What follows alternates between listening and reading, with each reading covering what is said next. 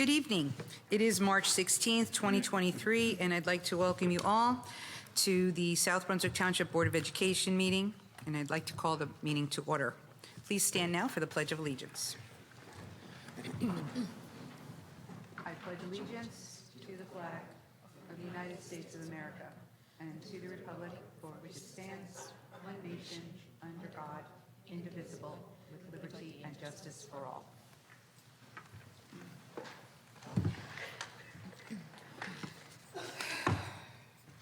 The New Jersey Open Public Meeting Act was enacted to ensure the right of the public to have advance notice and to attend the meetings of public bodies at which any business affecting their interests is discussed or acted upon. In accordance with the provisions of this act, the board secretary has caused notice of this meeting, including the date, the time, and location, to be posted in the South Brunswick Public Library, the board office, filed with the township clerk, and communicated to the Home News Tribune and the Star Ledger. May I have a motion and a second to approve tonight's meeting agenda? Dr. Raj, move.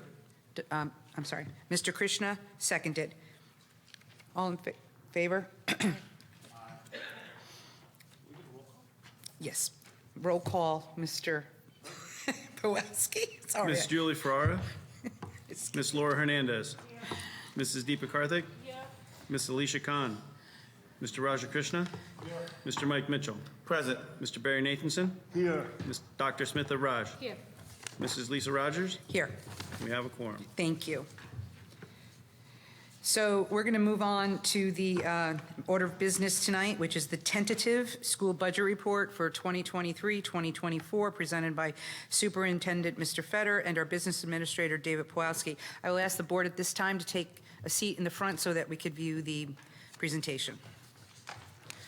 Can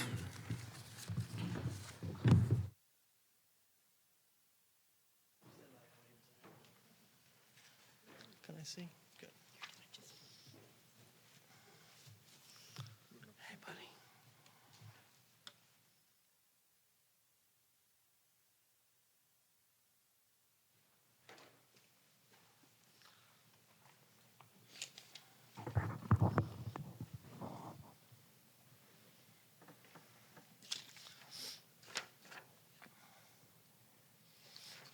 All right, everyone. Welcome back.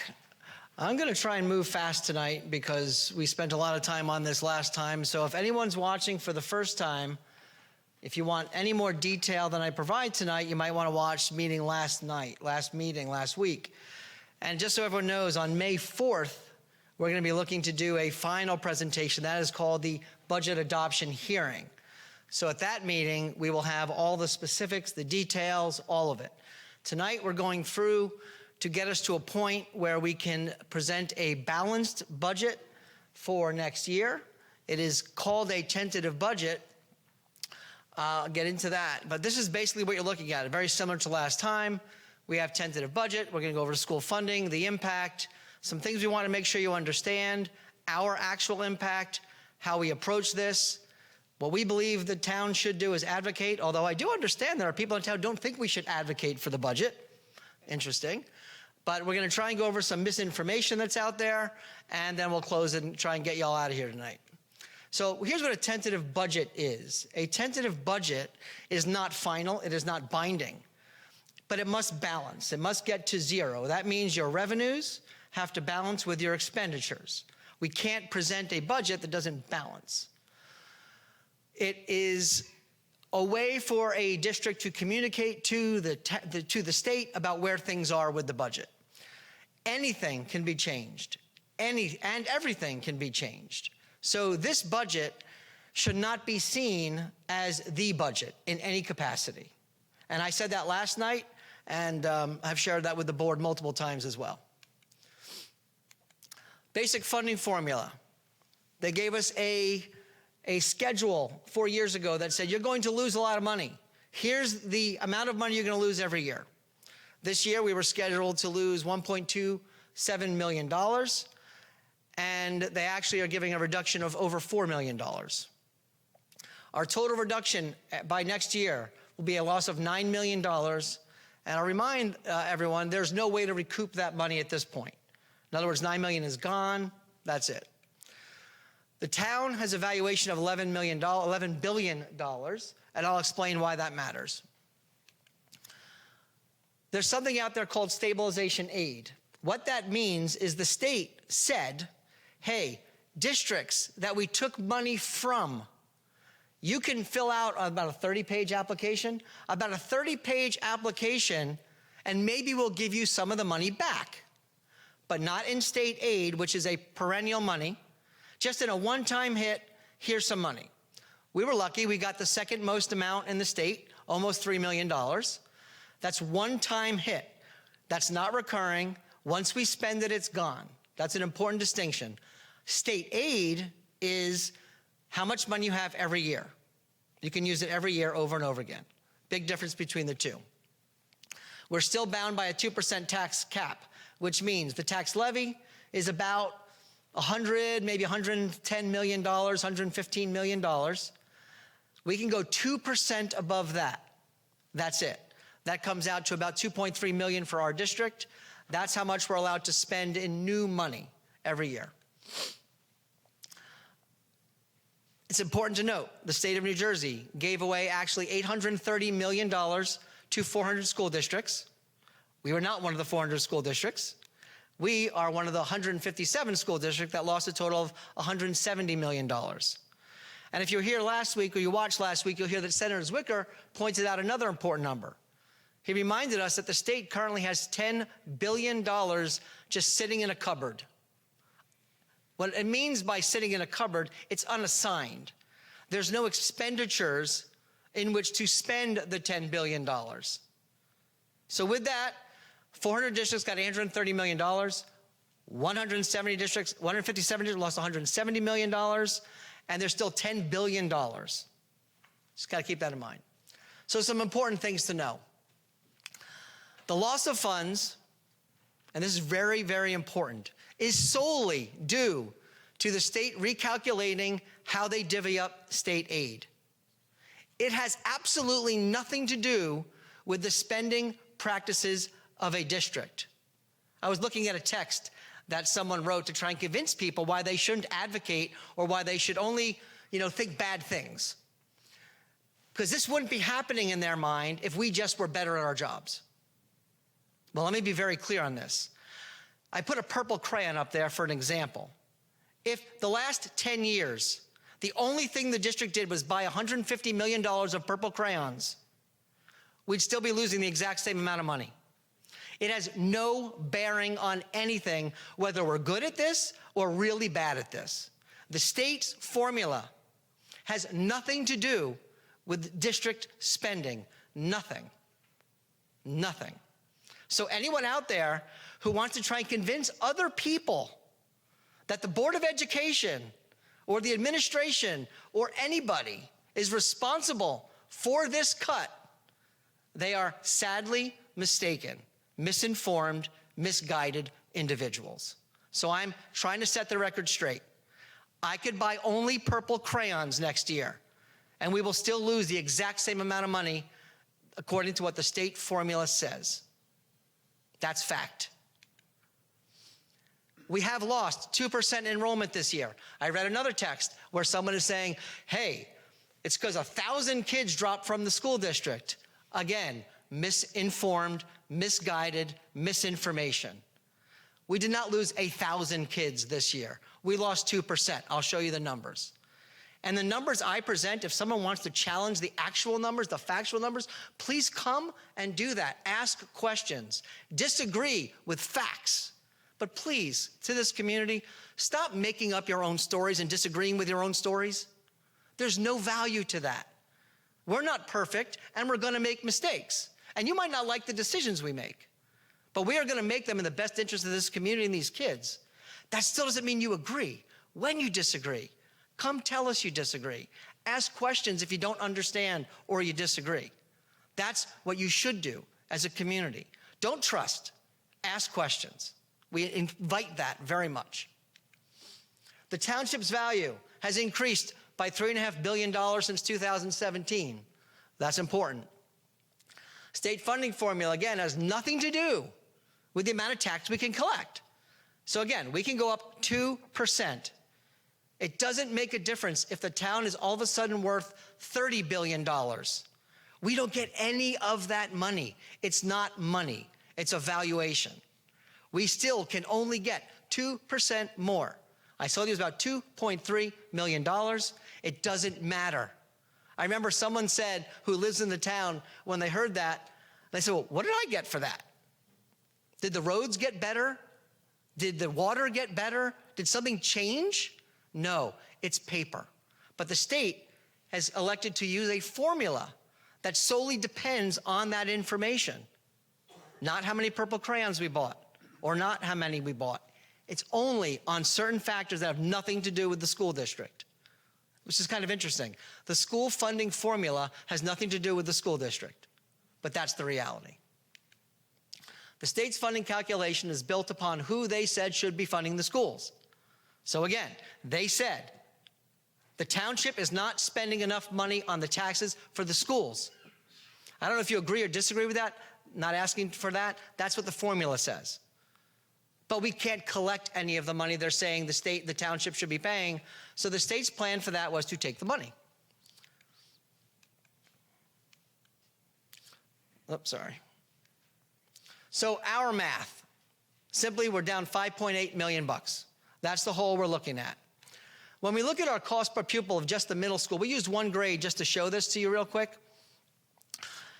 If you can see, we've gone up in spending, but if you think about the math behind it, we've gone down in enrollment every one of those years.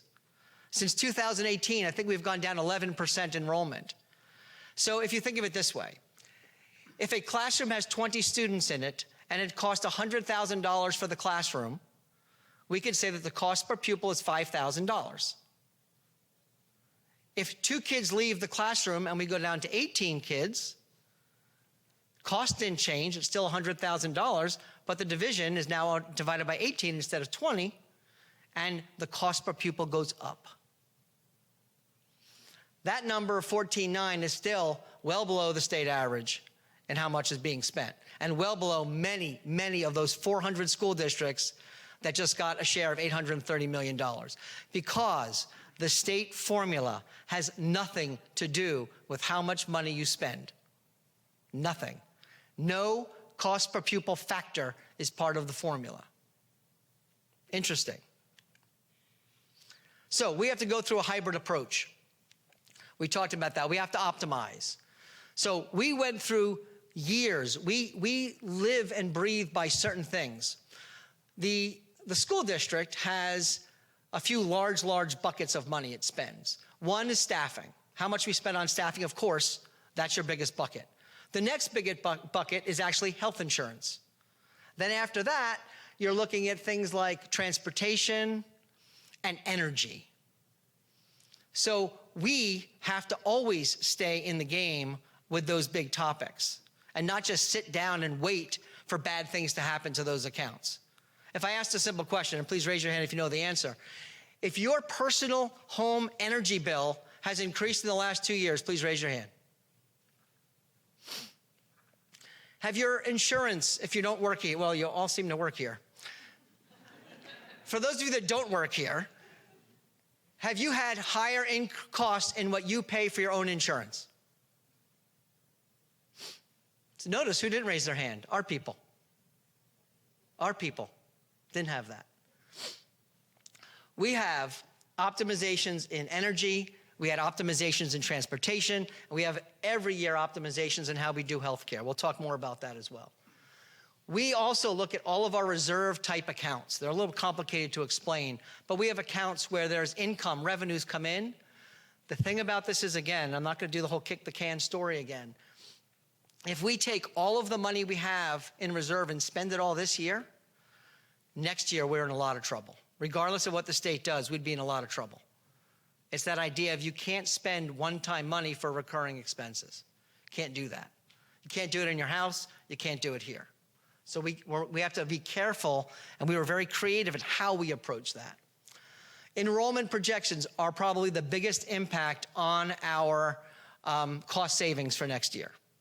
When there's enrollment that declines, which is what we have, we look to see how we can maximize loss in a way that doesn't have an impact to students. Then we have a thing called extraordinary aid, which is how much we spend on special education and how much money we get back from the state. We looked at that and we feel we can increase what we expect to get from the state on that. And then we talked a little bit about last time is courtesy busing. And courtesy busing is if you're being bused like in a mile range, currently you get a bus. And that's not going to be able to continue necessarily if we have to cut all this money. So right now we're looking at those optimizations specifically for next year. I want to go back and talk about this.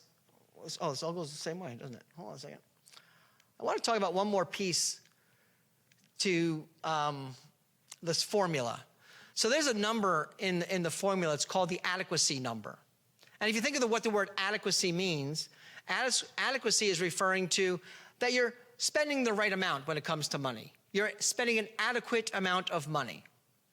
The adequacy budget, which is a printout of the formula from the state, this year they told us, hey, South Brunswick, you're not paying enough to educate your kids. In fact, you're spending $1.6 million less dollars than you should. You need to spend more money. We were like, good idea. We would like to spend more money. Please tell us how you would like us to do that. We have a plan, said the state. Our plan is to take away $4 million more. That's our plan. $1.6 million wasn't enough under adequacy for the state of New Jersey. So they said, we're going to take away more money, so you have to be further from being adequate. So we're not only inadequate by $1.6 million now, we're now going to be inadequate by $7.2 million starting September 1st. That means the state of New Jersey has said, you're not spending enough to educate your students. And our solution to that is to make sure you spend even less. If that sounds illogical to you, it sounds equally illogical to me. And I'd imagine to most people. But that is the reality of the current funding formula. Because while the funding formula spits out an adequacy number, it does not use it in its calculation. I know you just heard that and you're all like, what did he say? Yeah, I said that. They tell you that you're under adequacy and then tell you we're just going to make sure you stay even further under adequacy. That's the plan of New Jersey for the 157 school districts.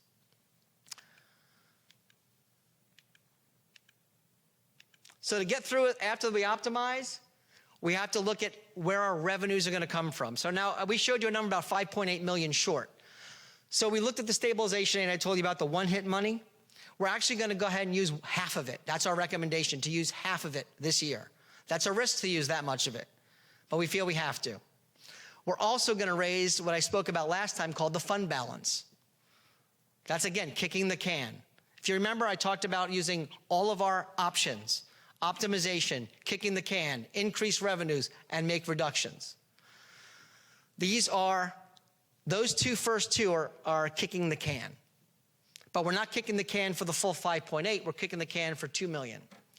Then we looked at all of these various revenue streams and we said, how can we make them last? I'm going to give you an example of one.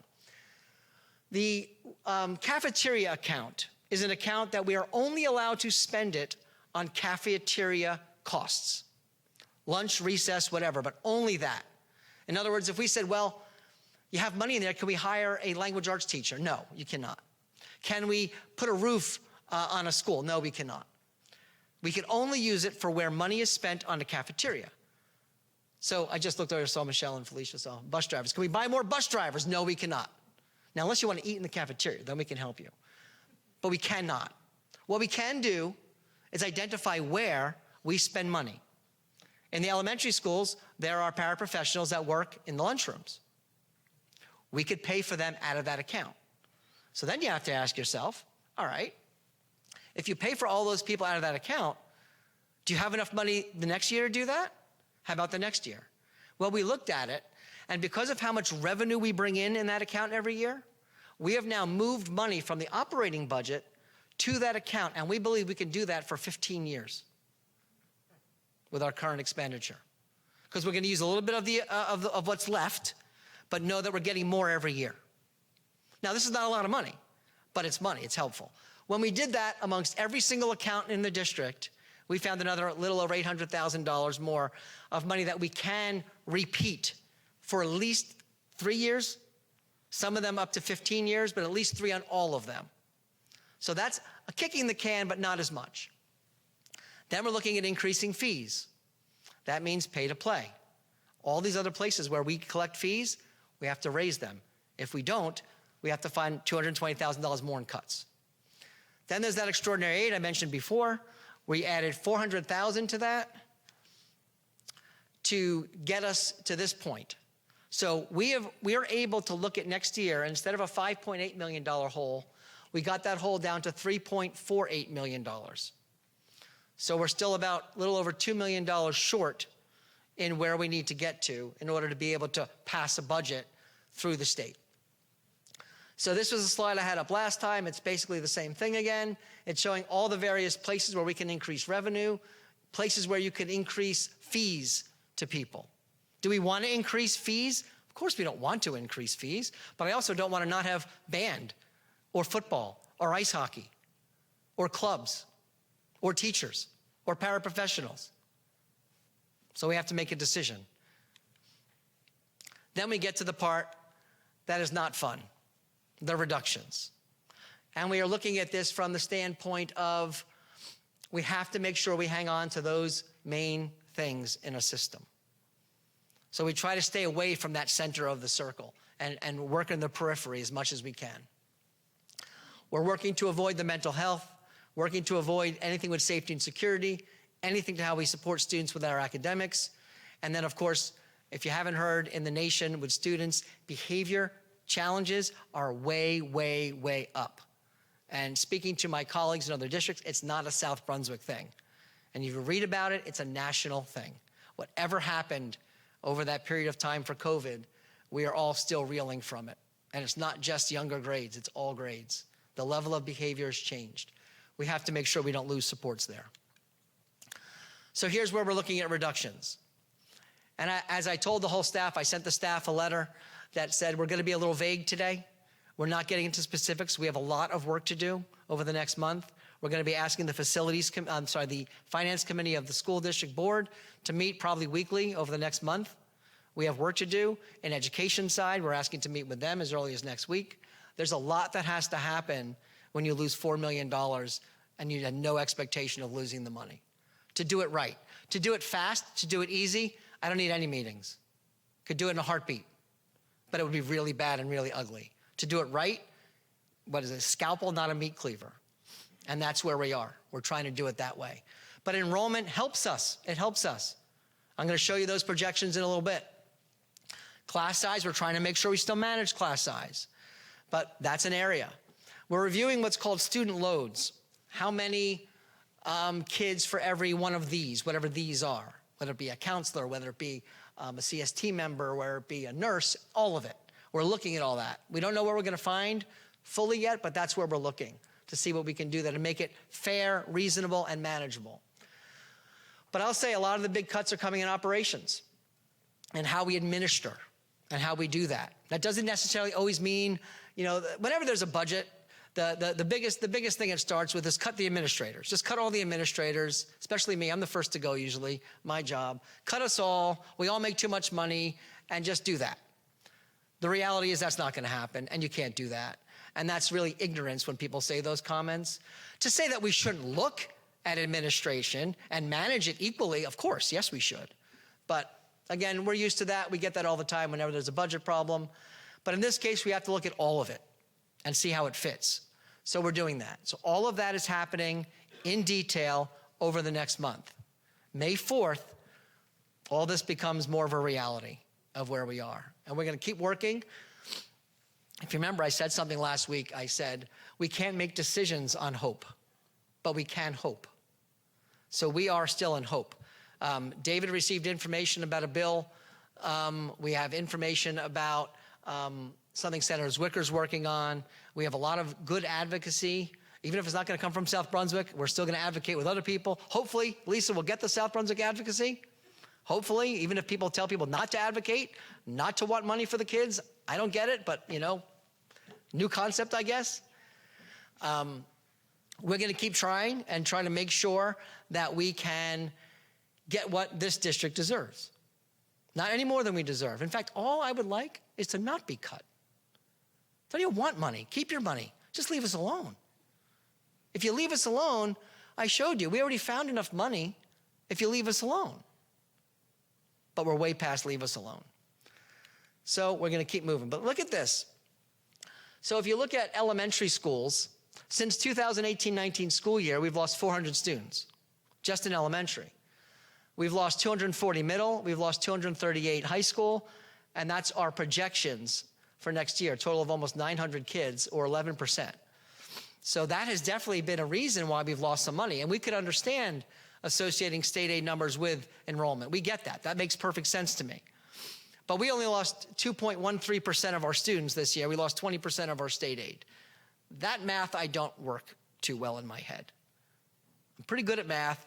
That one doesn't seem to register all that well. And the reason that is, I could ask questions, but I'm just going to keep going, is because the valuation of the town went up $1 billion. And that is what the formula calls for. Nothing to do with how much we spend, nothing to do with our cost per pupil, nothing to do with comparison to anybody else, nothing to do with adequacy. Just simply how much you're worth and how many kids you got. That's what we're looking at.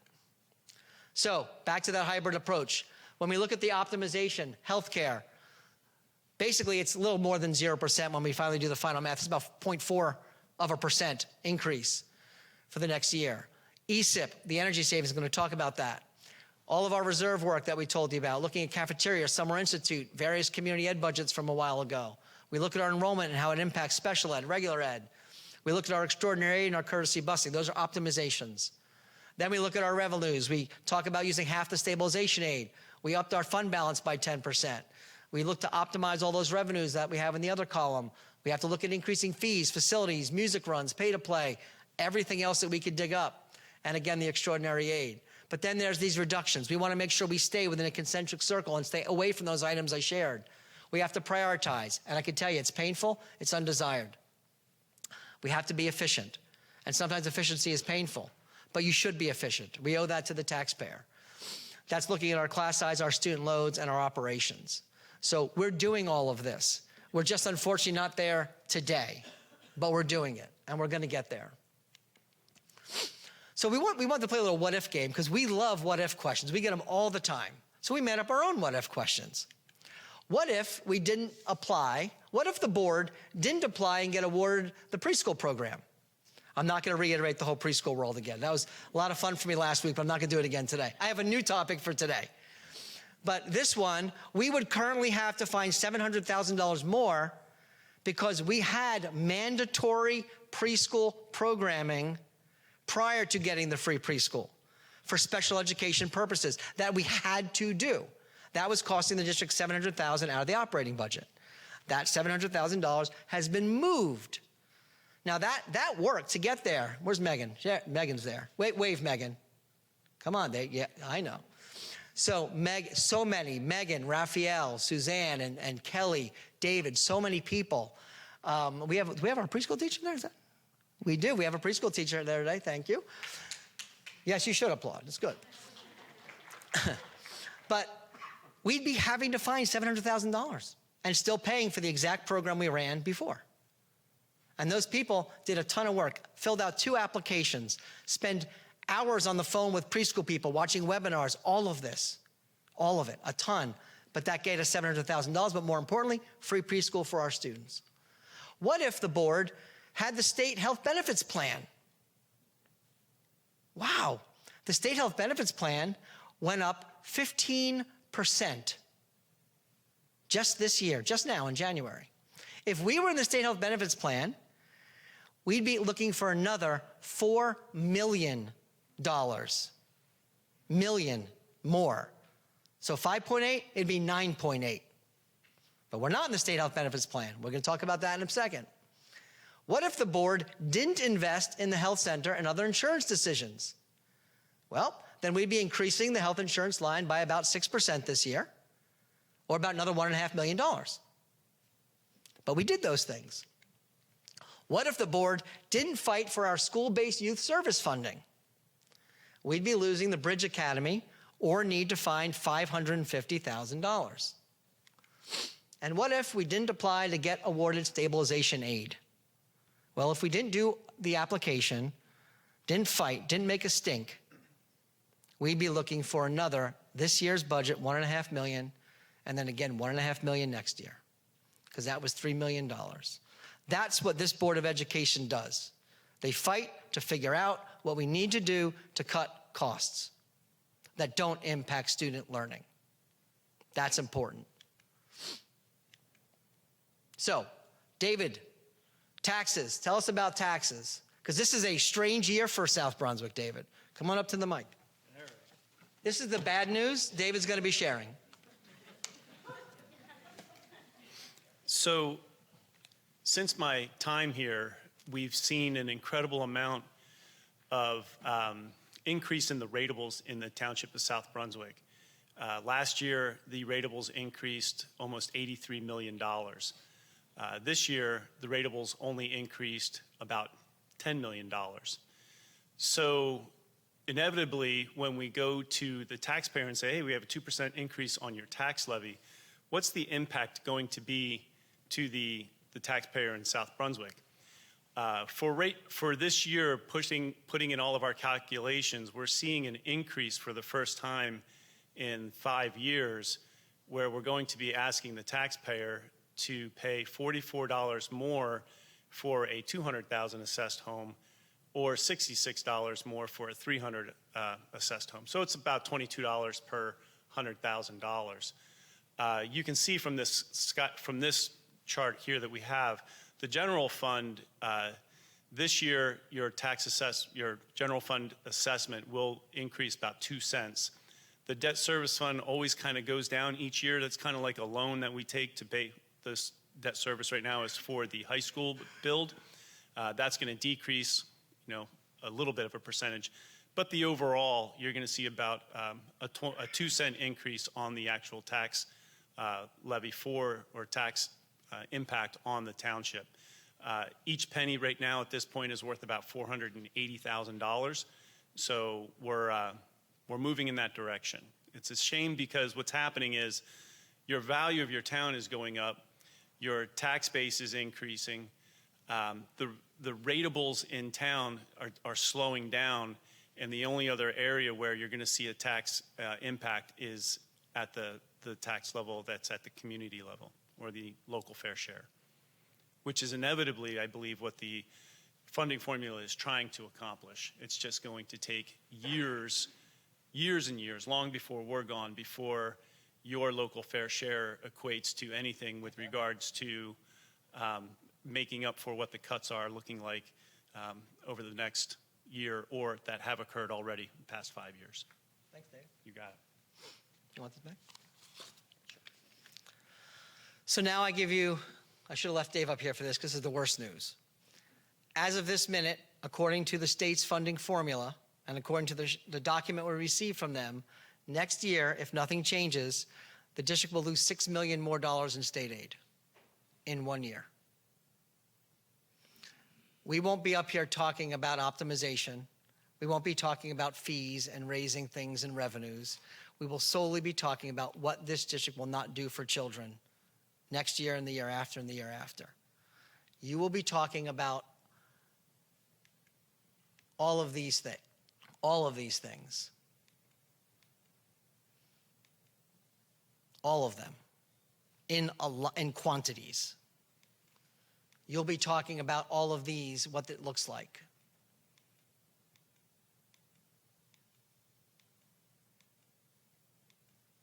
That is where right now South Brunswick is heading.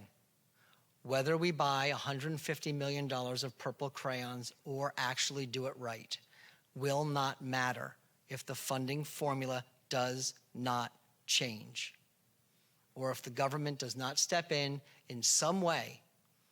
So for those people out there telling other people to not advocate, don't advocate. That's your outcome. That is what South Brunswick School District will be. So that level of ignorance, If that's what this town wants to be, and listen to those people, listen away. And I guarantee you next year, this meeting will just be about what you don't have for your kids and nothing else. And 4 years ago, thank you, David. 4 years ago, I presented to this board exactly on where we'd be today, 4 years ago, because we saw exactly what this would look like with the formula they gave us, not with the one we got today with this $4 million cut. With the $6 million cut, the district will have lost $15 million out of $24 million of state aid with no way to recoup it. So again, if you want to listen to the people telling this town not to advocate, listen to them. If you think those are the people who know better, listen to them. Don't advocate. Don't send the letters to the government. Don't make the phone calls. But if you care about this district and you care about what happens to kids and property value and the community, advocate. Get involved. Because if this doesn't change people, we're not talking about anything we're talking about now. This is just a list, one after the other, page after page, of the horror that will happen.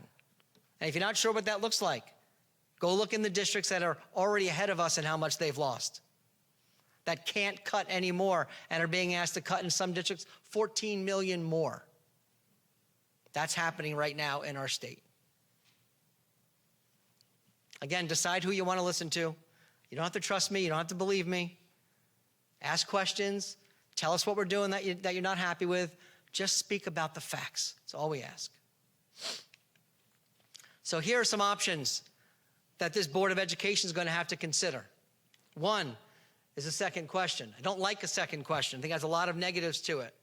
But if we are talking about a $6 million cut, you're going to have to do something. Second question is dangerous. If we decide to say, well, we want to do a second question for all of our sports, and we ask the public to pay for all of our sports, and the public votes it down, you cannot have sports. Period. No way around it. No wiggle room. That's the risk you're taking on a second question. Option two. Option two. An April vote. For the old timers, that's the way it used to be. You get to April, you vote for board members, and you vote for the budget. We are allowed to move our budget vote. Well, we don't have a vote now, but we're allowed to move the board elections and the budget vote to April, for next April. Meaning the damage here, that's done. There's no plan outside of one of these senators, hopefully Senator Zwicker. I know he's working hard. I gotta give him all of his kudos. He's working hard. He reaches out to us. He asks us questions to help him understand it better so he can get a bill passed. He's trying, and he's not the only one. But if they fail, the board's going to have to consider this. It's the only way to go above the 2% safely. Now, you might not get the votes, and you might get your budget voted down, which could be worse. If the town doesn't want to spend the money, the town doesn't want to spend the money. But if the town doesn't want to spend the money, you get what you pay for. That's the way it works. So that's an option this board, we're going to educate them more about in the coming months. Because we have time. We looked at the timeline. We have time to do this. But we want the board to be fully understand, and the community fully understand what it means, what it involves, what the positives, the pros, the cons, all of it. But the earliest would be next April. The board member elections move then, which means if that was your last year, your year ends early. So if that happens to be your year, you don't go all the way to December. You stop in April, and the new people get elected and start. That's the way, we read that, that's how it works. The budget goes back to a vote, but the budget can be increased over 2%, but it has to be voted. And we would have to spend the money on the cost to do the election. So all the people has to be done, and you have to do it for 4 years. So once you make the decision, you're doing it for 4 years. A little risky, but $6 million is a new game. And, it's got to think of something. So, can you guys hit that, please? Reggie or Dave, can you? You know what this game is? Whack-a-mole. Oh, preschool. All right. So last week we whacked preschool down. Because it seems no matter what we do in our country, in our world, people like to do something. I don't get it. But it's a reality. People like to write a false narrative, make it up, spin it in all kinds of directions for some reason. Maybe it's political, maybe it's bitter, maybe it's just, I got nothing else to do. I don't know what it is. But more than that, this is the fun part. They write the false narrative themselves, then they get angry about the false narrative they wrote. Then they do the next step, which is try to get other people to be mad about their false narrative. Wow. That's too cool. So my new whack-a-mole is, we did preschool last time, right? Remember? We went over that. Just so you know, preschool does not cost the district anything, in case you didn't know. But now the new one is health insurance and the health center. That's the new whack-a-mole. So today I got whack-a-mole number 2. Before I talk about the health center, I want to talk about ESIP. ESIP is an energy savings plan where the district took out $27 million in a bond. Upfront cost, $27 million. And they said, you know what? Energy is a problem. Energy is a constant riser in cost. And the environmental conditions of the district buildings needed a real overhaul. I know if we have anyone who works in the high school, they'll tell you that. Anyone who works at Indian Fields, they'll tell you that. Brooks Crossing, we found a ton of things that need to be done in that school. It's one of the newer schools, or maybe the newest school. A ton of stuff. $27 million worth of things to do on the energy side. Solar, LED lighting across the district, tons of work, new boilers, $27 million. Someone could easily say, why would you spend $27 million? We have to educate kids. You don't have enough money. Why would you do that? Well, because while we're not in the business of energy, and we're not in the business of medical care, we're not in the business of transportation, our business is educating kids. But to educate kids, we need one major important thing. We need money. So if we can say we're not in the business of these things, we better be really good at managing them.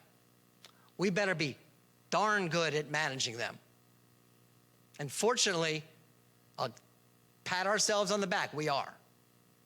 So the Board of Education, can't take any credit myself, neither can David, Board of Education went into an agreement to do a $27 million project. That $27 million cost the district an annual payment to pay off between $1.5 and $2 million over 20 years. So then you say, well, why would you do that? As a savings, why is the word savings there? Well, the word savings is there because if you're doing that, you better believe you're going to reduce the costs of energy by more than your bill.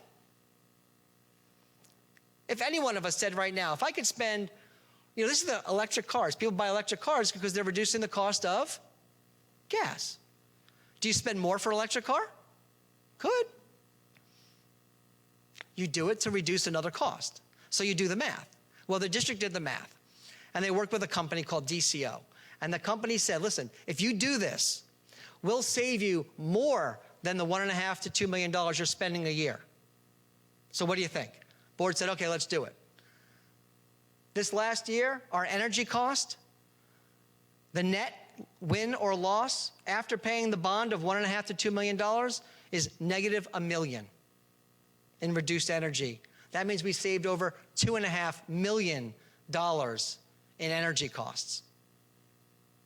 And that's the schedule every year to keep it going down. Instead of us raising the cost of energy year after year after year, we're decreasing the cost of energy because they took a risk. They took an investment. an investment on the future. They did two things. They saved the taxpayer money. So that $1 million, you know what we do with it? We fund education because we're in the business of education. If we didn't do that, we'd have a higher energy bill right now by $1 million, and we'd be looking for another $1 million. So the second thing we did is we improved the quality of the environment in our buildings. You don't just do things only for money. Sometimes you do, but we had the luck of being able to do two birds. Better environment, cheaper price. So let's fast forward. Let's fast forward to the health center. The health center where we have people making claims. We can't even fathom where the claims are coming from. If they're not politically motivated, I have no idea what they are. I think someone said we spent $15 million on the health center. $15 million. I don't know what to say to that, except I'll say the truth. And you can come and find and look through books and look through materials. You can Oprah request. You can do whatever you want. I'm going to tell you the facts. The facts are, it did cost us a one-time capital expense of $2.5 million to build out, get the x-ray equipment, build the equipment, do it, make it right. Who's been? Anyone in the district been yet? Is it nice? It's fantastic. People love it. If I do say so myself. $2.5 million. Then, like the bond payment you pay for the energy, we have an operation cost. We're not running the business, but it's a business being run. It has a cost. It's expensive to run a health center. In fact, it costs $2.6 million annually to run it. So then you must be like, well, wait a minute. If you spend $2.5 million one time, and it's costing you $2.6 million, you just used all of these taxpayers' money to not educate kids. How dare you try to take care of staff in that way? How dare you care about their health? How dare us be this just irresponsible? Well, let's stop for a minute. Maybe that isn't just the case. Maybe that's the narrative that somebody wanted us to think. But let's talk about the reality of the narrative. We definitely want to improve the health care of our staff. And if anyone doesn't understand how that's valuable to a school district, I don't know what to tell you. But we want to improve the health care. And we want to save money at the same time. We don't just want to save money and reduce the quality of health care.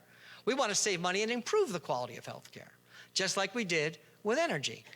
Decrease the amount we spend on energy, but improve what energy is doing for us. Same thing. So here's the reality. When we do this, what happens is when people come to the health center, there's no bill. We are what's called self-insured. I'm going to explain that in a second. But what we've determined in projections is that by doing this, within the first 2 years, we'll pay off what we spent on the capital and still be profitable, if that's the term. But what we care about is the aggregate, how much healthcare costs. And we're going to show you what we've been doing and what that's meant. Real numbers, not politically motivated pretend numbers to try and get people angry, just real math. You still might not agree with it, and that's 100% okay, and you are every right to not agree with it. But all I ask, again, I know this is repetitive, is just don't agree with the facts. Don't make up new facts. If you disagree, it's because you disagree with these realities, and that we shouldn't be doing this, and that's okay. But you elected the board made a decision, and this is where we are. Let's see how the decision's working out. So in the healthcare, we're what's called self-insured. That means when you have a a sinus infection, you go to a doctor. When you go to a doctor, somebody is paying for that doctor visit. You might have a copay, $10, $20, $30, $50, whatever it is. And then the doctor bills the insurance company and says, you owe us X number of dollars because the person came with a sinus infection. Everyone understand that part? Then what happens, when we're self-insured, we are the insurance company. But we work with Aetna. Aetna tells the doctor, hey doc, listen, when that person comes with a sinus infection, we're gonna only pay you $75. That's how much it's worth to us for a sinus infection. Doctor says, okay, bills Aetna. Aetna says, here's your $75. Aetna doesn't pay until they do what? give us the claim. We pay the claim, not Aetna. Aetna charges us a fee to manage that, but it's our expense. That's self-insured. We don't have premiums. People that have their own insurance know the term premium. They pay a premium. Every month they take X number of dollars out of their check to cover the cost of the premium. We have no premiums. We just pay the cost of the care. Now that comes with a lot of things. It comes with various insurances for overages. It comes with a lot of things, administrative costs, administrative fees, a lot of things. But because we're self-insured, and because we made that decision, we were able to be really ultra creative, out of the box, follow the lead of some other districts, only 3, that have been extremely successful at a health center, and try to do it ourselves so we can manage health costs, which skyrocket. I'm going to show you that in a second. What we did is we made an investment looking for a return. We put a capital outlay and we have annual operational costs. But those projected claims, because what we do in the health center is we just pay for the value of the health center. When people go to use the health center, there's no bill. We get no bill, no cost. They issue free pharmaceuticals to our staff. We get no bill. That's the way this works. No bill. No copay for staff. We're just paying for it. Again, yes, we're nice, but we're not that nice. The reason it works is because instead of going to the urgent care or instead of going to another doctor that has a bill, when they come here, there's no bill. And the more and more people that use it because it's that good, the more savings there is and the better we can make the health center. The more use it gets, the more services we can provide. Let's say we decide to provide podiatry services. That means instead of going to a podiatrist who charges a lot of money and bills us a lot of money, they go to our podiatrist. The more people that use it, the better the services and the better the savings. So we have to look at reducing the claims. So here's how that works. There's something called an engagement. When someone engages with the health center, they can either do a visit, they're there for something like physical therapy, or they're getting something from the pharmacy. That's an engagement. When we did the projections, we were hoping to make sure we broke even at least in the first year. So we asked, and I believe it was one of the questions the board asked, was what does that look like? What do projections look like when we're going to be good? 458 engagements per month is about a break even, a little bit better than break even. If 458 times that happens, now we've only been open, the first full month we've been open was January. December's not really a full month, and November we weren't open the whole month. Well, we were, but not really, kind of a soft opening. January, we need 458 engagements, 568. February, 607, the first 2 full months. And the reason is because it's that good, in my opinion. It's worth it. It's worth it. It's not only our staff, by the way, it's also whoever's in their family being insured by them. We insure about 3,000 lives. That's about what we insure. And based upon that, if this continues and grows, we'll be able to do amazing things with that health center. No cost. But back to the thing. Let's look at a timeline first, because the other thing that's been claimed is we've done this and told nobody about it. All over Facebook. You can go look at it. And it says, why did they do this? I think under the cover of night, never told the community, never did anything. I guess we're just that bad. I don't know. Of course that's not true. It's not even remotely close to true. So let's look at, before I get to that, well, let me do that first. I talked about it. So here's a timeline. So this was first discussed December 2020. It's over 3 years ago. Or is it 3 years ago? No. 2.5 years ago? February, the board approved let's go to a competitive contract process. That was another question. Did they do an RFP or just give it to their buddy? I don't know what buddy. I think the buddy was actually a former employee of the district was the buddy. So we gave it to the buddy. Well, that buddy has zero to do with our health center. So I can say that for the record. Now, the funny part is that buddy they're talking about works for a company called Integrity. Strangely enough, the company that's doing this is also called Integrity, but there's two different integrities. So maybe they created that false narrative by looking at a piece of information and then making a leap of faith instead of saying, hey, Mr. Fetter, I'm a little concerned because I'm seeing that blah, blah, blah, blah, blah, blah, blah. Well, that didn't happen. Instead, Facebook gets it as a visceral horror story. The Board of Education is evil. The superintendent's evil. The BA is evil. He's kind of evil, though. That's the way this works. We don't need to keep having that happen. I don't even know how it helps the town. How does it help the person who wrote its property value to put down the town? Like, I don't get it. What is it? I'm going to need a lesson on the purpose of this behavior. I don't get it.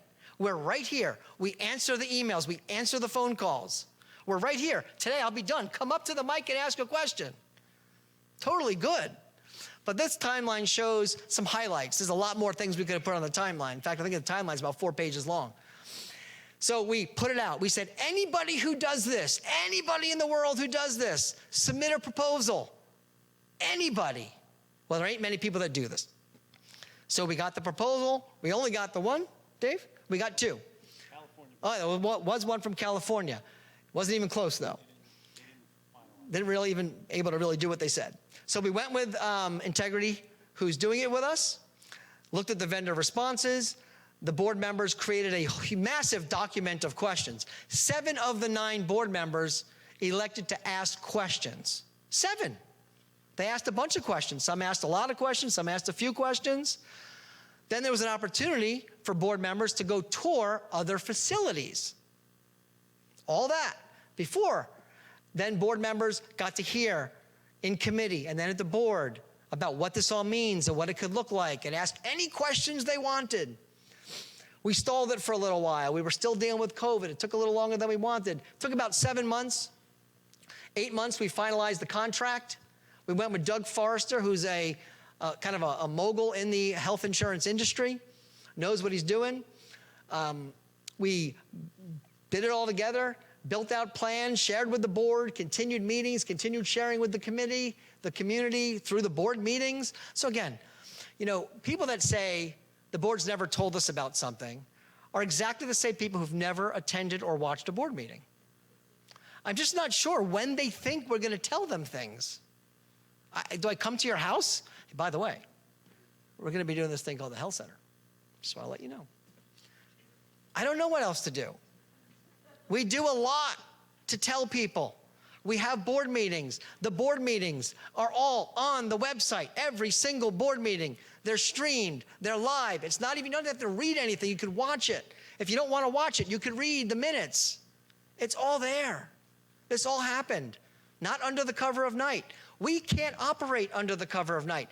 Every single dollar we spend is in the board agenda. And every board agenda is public. Every time. So I don't know why people need to say these things. And God, if you knew the people that were saying them, you'd be blown away. Anyway, we keep going. We continue the meetings. We continue the planning. July, we finally start our construction. We get to open, soft opening October, November. Fully operational November, but not really booming yet. December happens. January, first full month. We're rocking, and you saw the results. A lot of people start using it. A lot of people getting good feedback.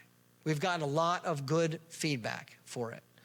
Again, great doctors down there, great nurses and nurse practitioners. This is a great group of people. You can actually, it's pretty cool. You can go get your visit, get your blood work, get an x-ray, and leave with your medicine for free. In one visit, same day appointments, 7 days a week. For less money than we were spending when we didn't do this. Which means, which I'll show you.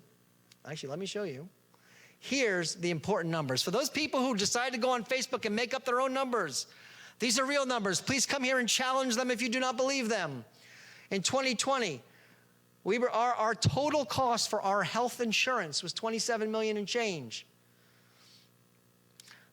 The state was at $28 million. Now, what we did then is we looked at the averages that the state used. These were the trends of healthcare increases. You can see that one COVID year that followed COVID, we saw a dip, everybody saw a dip. Then after that, we went up because the year after COVID and finally kicked back in, insurances went up. This is kind of just the way it flowed. State trends went up, and then the state trends continue to go up. Ours are now getting close to flat. Look at the difference. If this district, this Board of Education, sat on its hands and just said, we don't do that. We're not into healthcare. We don't have to worry about that. We educate kids. Then we'd be spending about $4 million more today, or next year, on healthcare, and have less services for our staff for more money. That's the fact. You want to challenge the fact, please come challenge the fact. Don't make up your own facts. That's the reality. That's what we've done. We are looking at almost flat increases in costs for healthcare 2 years running, with the inclusion of an amazing health center for 3,000 lives we insure. So yeah, we're not in the healthcare business, but we know how to manage healthcare and know who to partner with and know how to look beyond to do the things we need to do so we have the money to do what we are in the business to do, which is educate kids. So on a final note, I am still going to request you advocate. I hope this community understands what's at stake. I hope they do. I'm testifying to the Senate on Tuesday, and I'm testifying to the Assembly on the 27th. Our president of the board is testifying to the Assembly also in March. People can write letters. We've gone to the county. We've gone to the state. We have an organizing campaign led by our board president. Anyone who wants to join her, please reach out to Lisa Rogers at sbschools.org. Her cell number is. We have a plan to meet with the township to discuss our shared services and see how we can maximize and work together. We have a great partnership with our town. We want to maintain that and see how it can benefit the entire community. We're one community, not a school district and not a municipality. We're one community. And we have our secret weapon in Senator Zwicker. And he's working. He really is working. So I'm going to try this again. I failed last week. Let's try and stay unified. Let's advocate. Please, stop blaming. There's nobody in South Brunswick to blame. If you don't like the spending choices of the board, that's okay. But it has nothing to do with the problem. Nothing. The $4 million are being cut regardless of anything this Board of Education or administration could have done or has done or will do. There's no correlation. So stop the finger pointing. You don't like what we do, right here. Tell us. You have every right to do so. We'll listen. And if we don't agree, we don't agree. And if you don't agree with us, we're sorry. We'll try to educate. One of my rules, I have I think 60 rules now, is I look for understanding. Agreement, that's the gravy. Understanding. We're trying to give you that here about this budget. We hope you're listening. Stay informed that I'm going to continue to whack the moles. When they pop up, I don't know what next week's is going to be. We should have a pool. I don't know what it's going to be. Transportation, you think? Anybody else? Transportation? The buses are all new. The buses are new. Shame on us. Stop that. I don't know what it's going to be, but we're ready. I'll bring up my picture again, and we'll go to the next thing. And we'll keep educating. So while I don't like that happens on Facebook, it does give me the opportunity to realize what people are not educated about. So I'll educate. I'll do my best.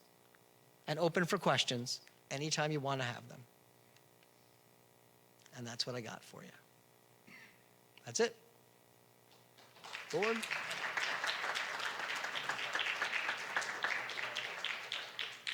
Yeah, about the buses. Yep. Come on back. Want to come back? We'll stay up here to answer any questions. You're gonna stay? David, is there?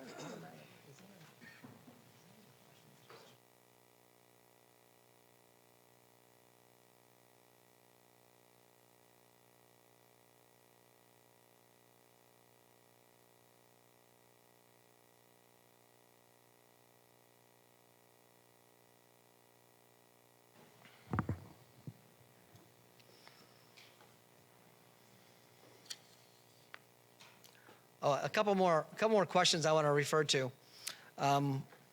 Someone in the community believes that we built the, I think the comment was, we built the health center above the third floor in what they said above my kennel. So the person felt that all the people that work in BHL are, I guess, are dogs? Is that what kennel would refer to, you think, people? That this is a person that works for the township, by the way. I'm not going to mention the person's name, the gentleman's name. But yeah, it was that all of us who work in the board office are dogs working in a kennel. Thought that was an interesting way to go about making a point of incorrect nature. I didn't know there was a floor above the third floor, because now I'm upset that my office is only on the third floor. I like to be the tallest in the biggest corner, although Blair has a much nicer office than I do, I will say. Not very happy about that. But she does not have a kitchenette, right, Lisa?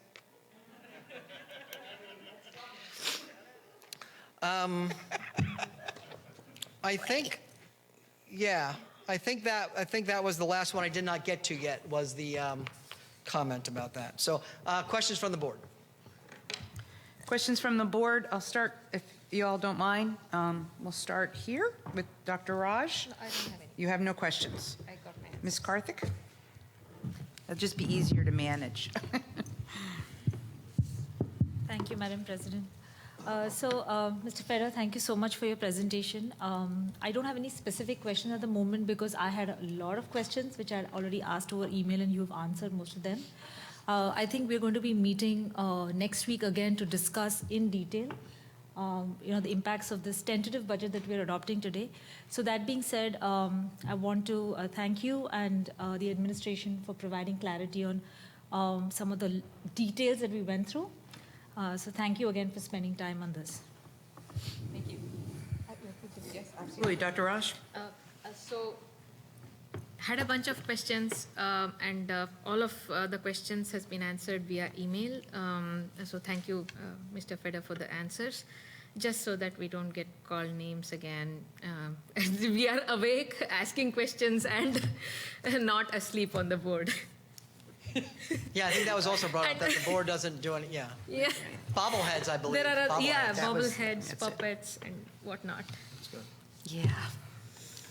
Mr. Krishna? No, nothing. No questions. Very good. Starting to my right, Ms. Hernandez? And I didn't hear that Yeah, one. Well, I've been called worse, I guess. I did have some questions. I want the audience to know that your Board of Education members do ask questions on a regular basis, and they are answered on a regular basis via email most of the time. So I just want to clarify that this is a tentative budget, a very tentative budget, and that the one forthcoming will be in April and then in May, correct? Just May 4th. We're gonna May 4th, so we will have plenty of time as a board on our different committees, the Finance Committee, the Education Committee, to really go over all of the details before the final vote, correct? Yeah, so just to be clear, thank you for that, Laura. We're going to be looking tonight to cancel the April 27th, no, I'm sorry, not cancel, to move the budget hearing from April 27th, add a board meeting on May 4th for the budget hearing. The reason is, if we add one more week, we might be able to get news that might help some of this. Yeah. And we're giving the legislator every chance to do what they are trying to do. So we're looking really to go as far as we can. We have statutorily have to finish by then, but that's as late as we can go. So we'll still have a meeting on the 27th, and on May 11th, we are adding a May 4th. That will be the budget hearing. Okay, So the budget for tonight, the budget that we saw is just so we balanced out the budget and that was it, this I tentative believe budget? I call it a And that pretend was it. budget last time, Right, yeah. okay. Okay, I just wanted to clarify that. Any other questions? No? Mr. Mitchell? Nothing at this time. Thank you. Very good. Mr. Nathanson? Yes, a couple of things. First of all, Mr. Feder, the person that was commenting on Facebook was not an employee. Just so you know. Oh, do you want me to say what he actually is then? No. Oh. So, no, thank you. I Thought I'd just ask wanted, before I said anything. I just wanted to say that it was a very informative presentation. Hopefully, all the bots out there, or whatever you want to call them, that tend to go on this one site and decide to come up with things that are so off base. It's just like, I read it and I don't recognize what they're asking. Don't forget the WhatsApp groups. The WhatsApp groups are just as fun. Yeah, well, unfortunately, I'm not on the WhatsApp groups, or thank God I'm not on the WhatsApp. Some of the best stuff you're missing, Barry. Any other questions, Mr. Nathanson? No, I have no Thank you. question. I actually just have a couple comments, if you don't mind. First of all, thank you very much, and thank you for those that attended. We all, the board, appreciates you coming. I just want to make a couple comments. Mr. Feder had referenced a document that the Board of Education put together prior to the build of this healthcare facility. I have that document here. If anybody wants to take a look at it, I'll be more than happy to share it with you. But what I want to do, I'm not going to read all the questions that we asked, but I just want to highlight just a couple. We even went so far as to ask regarding the pharmacy, will they utilize our particular tracking of patients using of controlled dangerous substances? We went that deep to make sure that what the pharmacy was going to be providing was appropriate use of controlled dangerous substances, if they were going to anyway. We went that deep. We also, they don't do that. I'm sorry, yes, and I was going to get there. They don't do that. We also asked if, give me 2 seconds. I want to just turn to it. We even asked for architectural plans of the two school districts that had it prior to us. We wanted to understand how the setup was going to be. We wanted to understand what our responsibility would be if there was a malpractice lawsuit. There's no responsibility to the district. All right, how would we be impacted? We wanted to understand who would be fixing and maintaining the equipment. We wanted to ask, and I asked this question, and I'm not doing that for a pat on the back, but I want you to be clear in this. What role did the previous individual that worked here have in this integrity health? I looked through the RFP, which I have here, if anybody wants to see it, with all my notes. This is my personal copy. They provide to us everybody that's employed by that company, because if anybody's ever done an RFP or responded to the RFP, which many of us on this board have done, we know to ask that question. Who's an investor? We want to know the names of the investors, unlike some of the banks nowadays, but we want to know who is involved in this particular organization. And we got the answers. So feel free, if anybody wants to look at it, feel free. We'll be more than happy to provide it to you. Feel free, as I know Mr. Feder has already done, someone had asked for it, which is fantastic. He sent a copy of this whole book, not the actual physical book. I believe it was an online copy. Lisa, we did have a few people ask questions. Yes, we did. And yes, that's great. And that's all we want. We'll give you whatever you want. It's all public. We can't do anything that's not public. So I would recommend that when you have comments, as Mr. Feder said, please ask. We have emails. We've answered emails. But don't target and point fingers to people that are volunteers on this Board of Education, that live in this town, that want to see us succeed, that pay the taxes. We're not here to increase our taxes. We're here to have a fantastic school district. We are #1 school district in Middlesex County. We are the #12 school district in the state.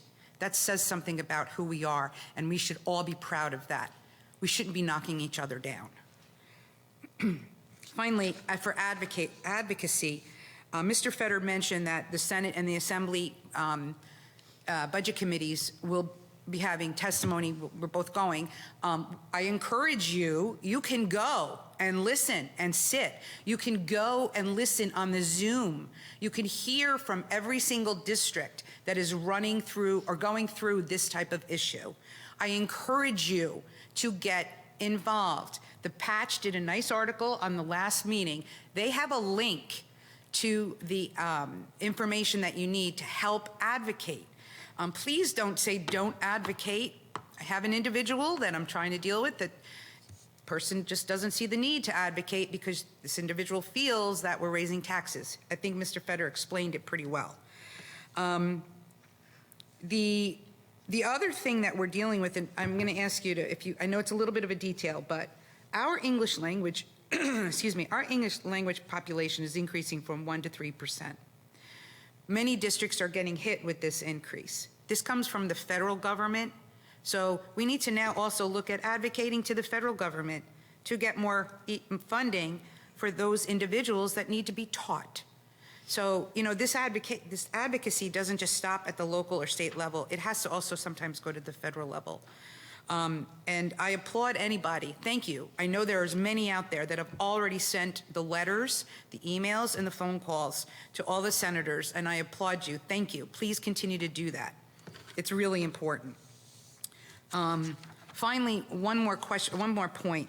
I read a piece that said that we, the board, need to do a better job of communicating. As Mr. Feder said, this board provides all of the information everywhere. If you feel we are not doing a good job in communicating, I urge you to send us an email and tell us how we could do a better job. We want to know, because if we're not, then we're not doing our job. So please take a moment. If you have an idea how for us to communicate better, send it. We want to hear. We want to know. Okay? We're human beings. We don't know all. Sometimes Mr. Feder thinks he knows all, but we don't know all. So it's very, very important. And finally, there was also a comment that the president is the spokesperson for the board. That is not correct. I am the president of the Board of Education during this meeting and this meeting only. My job is to manage the process and the procedure of a board meeting, just like any chairman of any committee. I take pride in that, but I don't go around spreading news that I'm the president of the Board of Ed. I am not the spokesperson. Okay? Our job is to ensure that the administration is doing their job, to oversee that, make sure laws are being followed, the financials are being managed properly, and the students are the most important people that we ensure are being treated and educated properly. So I want to make it perfectly clear, the president runs the meeting. The president is not the spokesperson for the board. I become a member of the other 8, just like everybody else here, when I step away from the dais. And finally, one quote that I want to read. Seek to understand, then be understood. So when you have a question, don't point fingers. Question us, ask us, but first seek to understand before you think that you understand. Get the information first. Thank you. Any other comments from the board? I'm sorry? I didn't hear you. Well done, Madam President. Thank you. Now we're going to move on to the next item on the agenda, which is public comments. And I have to get my notes. I do apologize because I moved all my papers around. 1 second. I had it in order. No, that's not it. I apologize to the board and I apologize to the public. I have it here. I got all worked up. where's my notes? What do you need? Here it is. I got it. Thank you. Sorry. Regarding public comments. The Board of Education recognizes the value of public comment on educational issues and the importance of allowing members of the public to express themselves on school matters of community interest. Complete copies of the rules that govern this portion of the meeting are available to the public at the back of the room, or you can obtain an advanced copy by contacting the board office during regular business hours. We reserve the right to limit each speaker to no more than 3 minutes. Mr. Prowalski will indicate when you have 15 seconds remaining. It is our plan to listen to each member of the public. We will note all questions and comments made. Once all questions and comments from all members of the public are made, the Board of Education will respond, if necessary, to questions or comments in the most timely and efficient manner available. Please consider not repeating questions or comments made by other members of the public. When recognized, please approach the podium and state your name, your place of residence, and/or your group affiliation. The first public comment is for agenda items only. There will be a second opportunity for the public to comment on any matter. Mr. Prowalski, do we have any members of the public who have registered? We have one registration. Is Hashim Sheikh here? Is that individual here? Hashim? No? Very good. Are there any audience members who wish to make a public comment? Yes. Come on up to the podium and just state your name, your place of residence, and any group affiliation. Hello. Okay. My name is Maria Hedry. I'm from Monmouth Junction, and I don't really have an association. I just have a son in the high school. I just want to make 2 quick comments, and I just have a question. The first comment is, I kind of get a sense from you guys that you've gotten a lot of attacks online and things, and I really apologize for that. I'm a pharmacist. I remember during the COVID times, there was a lot of sort of misinformation and abuse and stuff coming at me, and I had to try to deal with it. It was very hard. So at least from me personally, I appreciate all the things that you've done. I know, especially, Superintendent Fatter, just like the amount of time that you've spent making all of these things, thinking about the future, thinking about not just this budget, but next year. So thank you guys. I can't make up for all the other people, but that's that. The second thing is, in all these budget reforms, I feel like there's a column missing that nobody really looks at, which is like the intangible costs, right? Because those are not dollar bill things, right? If you have a health center and that causes like my kids' teachers to not miss a lot of school time, that's a benefit for me. All of these things are benefits for me that you don't have dollar value, so you can't see them, right? If we have environmental friendly, things that on the ceiling, that might cost more in the short run, but in the long term, that's better for me. That's better for the climate. That's better for my children who are, breathing the air. That's better for the township. So just when people are looking at like dollars and cents, also just remember that there's like sort of an invisible column there. My third question is, so I'm a pharmacist. I went to pharmacy school, and we had a lot of issues that we wanted to talk to like the senators and things about. I found the best way to do that was like there was an actual day where we would drive up to Harrisburg, this was in Temple, and talk to the people face to face, because I've done all these things. I've called people and sometimes form letters, they work, but a lot of these people, they just have so much, and they're just like, oh, it's more complaints about money. So I think that that's the best way to sometimes just go about doing it, is to talk to people face to face and explain the situations, because a lot of times they don't know. You don't realize, they have no idea what bills they're signing and why, and they really need to be educated. So I would be happy to, try to organize a group of people to actually go down there and talk to them. But I would need to also speak to people and understand better. I'm trying to find like where that equation is, that formula is. I can't seem to find exactly what it is, where it is, like, what the problems are, why we can't get money from the township, all these specific things. So I guess, Lisa, you would be the best person to ask for that. Absolutely. Feel free to send me an email. If you want to sit, have coffee, I'd be more than happy to do that with you. Perfect. Thank you so much. Any other comments from the public? If there's no further comments, I'll close this public portion of the comments. I just have a quick question. Can we answer the question about how we fund, why the calculation doesn't include the 1,800 new buildings going up? The formula doesn't include future build.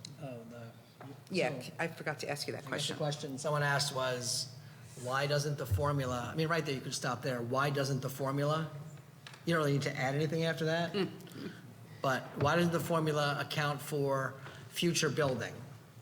The fact that we have 1,800 units going up, that will have an impact on our enrollment, that will change that. It will calculate that after the students come. It takes 3 years for that to actually marinate. So the formula accounts for existing kids in the seat on October 15th. That's it. So when those kids come, if they come on October 14th, they'll count for the next year. If they come on October 16th, they won't count. So new developments are very, very challenging for school districts because the kids come in when they finish the houses all throughout the year. Generally, your enrollment doesn't catch up to your state aid needs until after it's kind of too late. It's already too late for us, so building is going to be very harmful if the formula doesn't change. So it'll just be an add-on, but the formula does take into account existing students, not who might be coming based upon building. Thank you for that clarification. Mr. Hernandez, you had a question? I do. Mr. Feder, where could the formula be located? Like, does the general population have access to that? Yeah, yeah. It's in a place called Fantasyland. Yeah, okay. So It there's might be no- Fantasy Island. Tattoo knows where the formula is. But otherwise, the formula, they fought the S2 districts and won in court that they do not have to provide the formula because it's proprietary and it changes every year. You know, like if pi changed every year. The radius of a Kind of like it's 3.14 on odd years and 3.16 on even years. The area of that circle will never really be known. Kind of like if I tell you I have to kill you. I think so. It's very possible. I wish I was kidding with my answer. Yeah. Any other questions? And just another point. Oh, yes, please, Mr. Mitchell. Absolutely, no, How it's many fine. S2 districts are there in Middlesex County? 3. 3 of us, okay. Yeah, one's new to the party, but Old Bridge is an old vet at it. They've lost more than we have, Yes. and we're next. And then Piscataway had an unfortunate. And again, in all 3 places, it's almost solely related to the valuation of their towns. That's the one factor we found that seems to be consistent with the districts in Ocean County that we've spoken to and in Middlesex. Okay, thank you.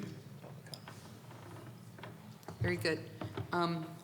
Okay, so do we want to move to their work through? No, we have a work. Oh, we have another. Oh, you want to do that now? Okay. Any more public comments? Come on down. I closed. I was going to do the second public comment, but that's okay. First of all, thank you, Mr. Treasurer. I'm Rish. I'm from Kendall Park in South Brunswick. The reason I didn't get up for public comment earlier because I have a question just after you said something about the S2 formula. So do we know whether it's totally based on numbers or is there some kind of lobbying or anything of that sort? Is there any transparency on that, clear transparency on that? Yeah, they just think the word transparency means opaque. So it's a misunderstanding of vocabulary terms. There's no transparency. There is no way for us to determine except for we see that every year they change the formula. I'm not kidding. Yeah. They adjust the formula's calculations each year. Actually, that's already been proven because that is one of the reasons the state found in favor, the courts found in favor of the state saying it was proprietary, and because it changes every year, they don't have to provide it to the public. So we know there are certain factors in the formula. We know that enrollment is a factor. We know that the valuation of a town is a factor. We know some of the factors. But, knowing factors without knowing if it's, the quadratic equation, where's the square root go, without knowing that, it's a mystery. But we do know the valuation of the town is a major player. And then they adjust a number like 6, 7 digits outside of the decimal point, which has a massive impact when it changes. That much we can tell you. After that, I got nothing. In fact, I believe, and keep me honest, there was a district that requested an OPRA, an Open Public That's what I- Records. that's what I was But what did they receive? Bunch of zeros and ones. did Well, again, they received the courts. The coding. The courts. The courts said we're not authorizing them to provide it.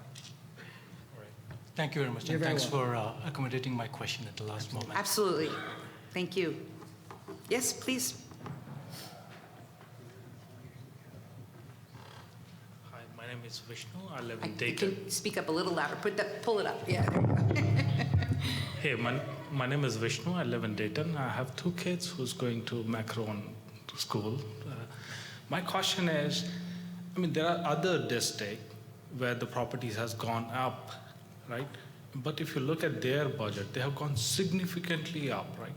If you look at South Plainfield, Edison, and other townships, they might have the same factor. I don't get it. Like, how come we are taking back-to-back 2 years same hit? It's actually 4 years. 4 years, okay. And they've received money in each of those 4 years. Exactly. So is it political? Is it lobbying? Because they also have the same thing, right? You're going to get me in trouble, sir. I'm sorry, Scott. Is it political? Yeah. Well, I don't have any evidence to say it's political, but if you look closely, you might have different thoughts on that. The same thing, right? Their cost is also going up. We are not proportionally, we are even less still. All right. Yeah. I've been reading whole Speechless. Day. Okay. You got nothing. Thank you. Thank you, guys. But if I may, this is also one of the things that we're advocating for, right? Is for the state to be fair in providing how the calculation of the School Funding Reform Act, the SFRA, is being done. That they have an obligation to the taxpayers to explain it to us and to provide us with that formula. That's part of the advocacy, not just we need more money. Any other comments? Okay, all right. Mr. Pawlowski, if we can go through the consent agenda, which is 1 page. No. So on our consent agenda tonight, we have 3 motions. The first motion is to adopt the tentative budget for the 23-24 school district for the budget year. We're looking at a general fund of $148,221,838.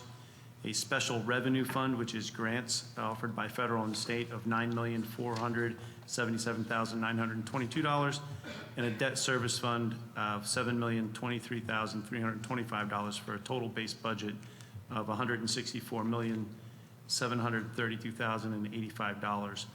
Of that budget, the local tax levy responsibility for the township is $121,490,026, and a debt service fund responsibility due to some debt service relief that we got from this Department of Education for the building project of $5,941,833, or excuse me, $5,941,833. That is our motion and our tentative budget. We also have a motion to approve our preschool education aid of $3.9 million for the school district year of the 23-24 school year. And finally, we have a motion to add a meeting of May 4th to the agenda, or excuse me, to the calendar year for the, to approve the, and adopt the budget at a public hearing. So that's your third motion.